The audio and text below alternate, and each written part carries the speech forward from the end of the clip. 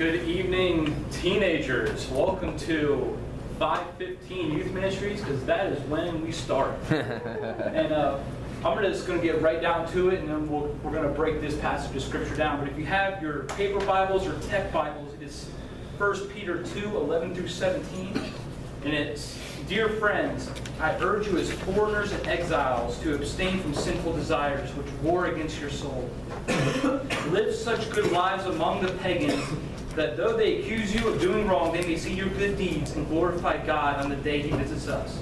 Submit yourselves for the Lord's sake to every human authority, whether to the emperor as the supreme authority, or to the governors who are sent by him to punish those who do wrong and to commend those who do right. For it is God's will that by doing good you should silence the ignorant talk of foolish people. Live as free people, but do not use your freedom as a cover-up for evil. Live as God's slaves. Show proper respect to everyone. Love the family believers. Fear God and honor the emperor." I'm going to ask you guys a few quick questions before we get started.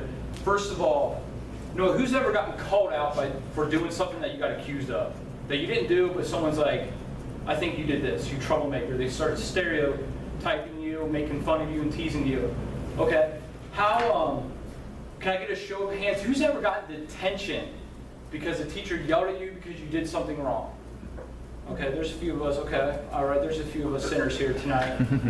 I also got in trouble. I was also that teenager growing up. I was the one, if you called me out, I would call you right back out. I was not the person that would take it. I would dish it right back at you. And I got in trouble for it. So one time as a teenager, I'm supposed to be a man of God, helping out my youth group. Everyone at school knows I'm a Christian. But I decided to rebel, and I decided not to be respectful at all. But instead, I decided to do something stupid. Our teacher wasn't in today. We had a sub coming in. I knew who the sub was, had no respect for this sub. So me and my buddies decided, let's just skip and go to gym class instead. So we got to cut it short. We got in trouble. We got detention, and pretty much we got a lecture of skipping because of how we skipped class, we were being disrespectful and we deserved to be punished and have detention. So what I want to talk to you about today is this idea of respecting, showing honor to everybody. Now, you could break this verse. Wow, the red is struggling right now. The effects of using technology. But if you have amazing eyesight, it's actually broken up into red, yellow, and orange, because red and yellow mixed together equals orange. And the last part sort of sums everything up. So if you have great Superman eyesight, you can look at that, and I'll be breaking down. But if you don't, just pretend it's red, yellow, and orange. Now, this idea of, I'll skip that one. This idea, of doing wrong is the accusation of being different and misunderstood of the rest of society. What I'm sort of getting to that in that quote is when Peter talks about, "I urge you as foreigners and exiles to abstain from sinful desires which wage war against your soul. Live such good lives among the pagans that though they accuse you of doing wrong, they may see your good deeds and glorify God." You know what? This whole idea, a lot of people talk about this idea. And it's not an idea of they're accusing you of being a troublemaker. It's because you're different. You're swimming against the stream of society. You're not doing what the world does. So when you're different, they might accuse you of some stuff. Like, well, why aren't you going to this party? Or why aren't you skipping this class? Or why are you not being suspended? The rest of us are. So this idea of swimming against the stream, they might accuse you of doing wrong. Now, this idea of... this also has the idea of a double meaning as well. This idea of living good lives and because they accuse you of doing wrong. It's an example. It's actually a double meaning if you really look into it. Now, and it helps to de-escalate awful situations. Are we talking about this idea of what is de-escalating a situation mean? But it talks about pretty much lowering the bad stuff, if I want to dumb it down even farther. And then hopefully when you lead that Christ-like life, you can also set the tone and be an example, and people can see your example, which hopefully one day could lead them to Christ as well. Now, when you break down The next verse. Submit yourselves for the Lord's sake to every human authority, whether to the emperor as supreme authority, or to the governors who are sent by him to punish those who do wrong and to commend those who do right. For it is God's will that by doing good you should silence ignorant people. If you don't know the background, this could be a struggle to understand, okay, what's this, all this emperor stuff? We don't live in that day anymore, Kel. We have President Obama now. We have to deal with that type of situation. We have to deal with your principal at school, your teachers, your parents. So what does that mean? Well, just think about this. Apostle Peter, the same Peter that hung out with Jesus in the Gospels that we read about, that saw the miracles, saw Jesus as Lord and Savior of this world.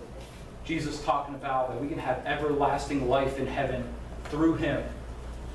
And Peter writes this letter to these churches, sort of just help them out in their time of struggle, in their time of persecution. But if you look back and you sort of see the bigger picture of what's going on, and hopefully you guys are paying attention in history class, you understand that there's this guy named Nero ruling the Roman Empire for which this is all taking place in.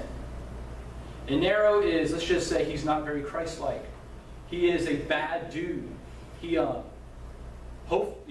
one point, back in 64 AD, pretty much persecuted every Christian for blaming them for burning the city of Rome. He's not a good dude to be around with, but a lot of people will say that this letter was written right before this started happening, so you could see sort of a bigger picture. It's escalating to sort of this huge persecution of Nero just hating Christians and killing them and beating them and doing everything possible that you can think of to them. But Peter's trying to de-escalate. He's trying to sort of help us. Hey, if something like this happens, this is how you can do it. Be respectful. And he goes on and talks about this. Now, just a quick little guide. What makes it actually ironic as well is when Peter's writing this letter, church tradition says he was also murdered for his faith by this very same dude that I just talked about, Emperor Nero. So it's sort of like just a quick little history info right there. But I want to teach you guys some Greek, just so you can go to your parents and confuse the living night out of them. Now, the whole Greek of submit. Can I have everyone repeat after me? Hupatasso? Hupatasso. Now, to subordinate, to be under obedience to, or in other words, to submit. Now, this whole idea, this word is used in chapter 5, and he's saying it as regards to submitting to your elders, submitting to grandma and grandpa, submitting to your mom and dad. Now, Peter talks about this, and he also talks about how submitting can be respectful. But he also throws in this one word, and I really want you to tell your parents this. But it's this idea of fimu. Can you guys repeat after me? Fimu? Fimu. Now, as teenagers, you guys might... I was accused of saying this. I got in trouble for saying the word "shut up," especially to my elders. Now, if you say "fimu," you might get away with it. This whole idea of "fimu" is this silence, sort of like putting a muzzle on a dog, sort of like shutting their mouth shut. Now, when you break this down, you get this idea of, well, Kel, how does this all make sense? Why should I be respectful for those that accuse me of doing something wrong? Why should I do this? Why should I do that? Why should I be respectful?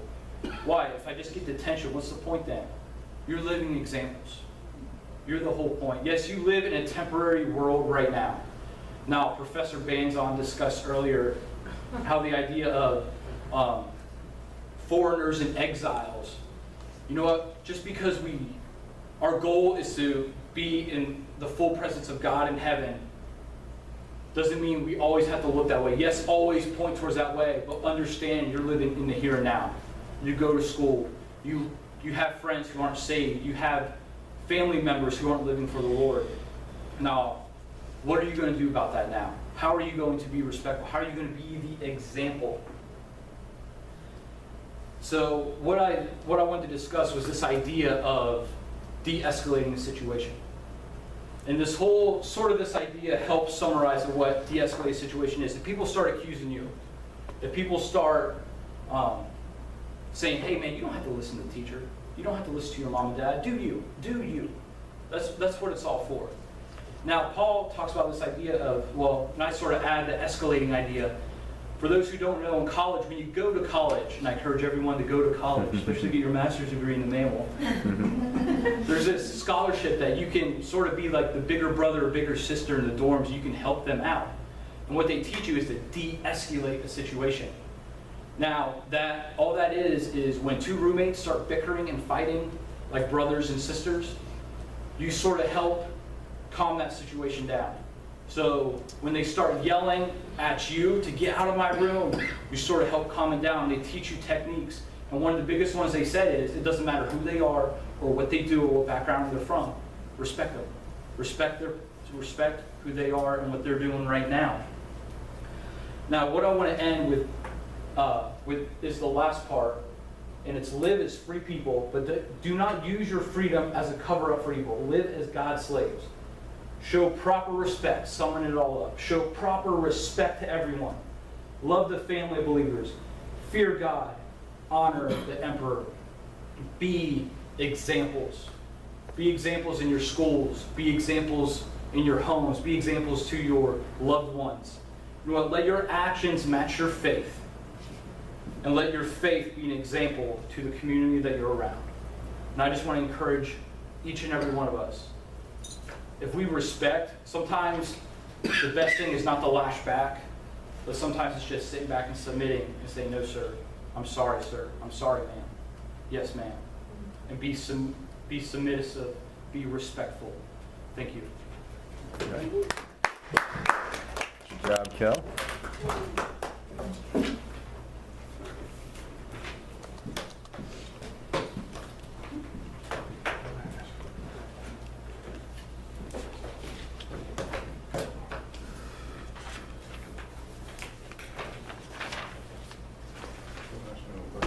Okay, so Joe's up.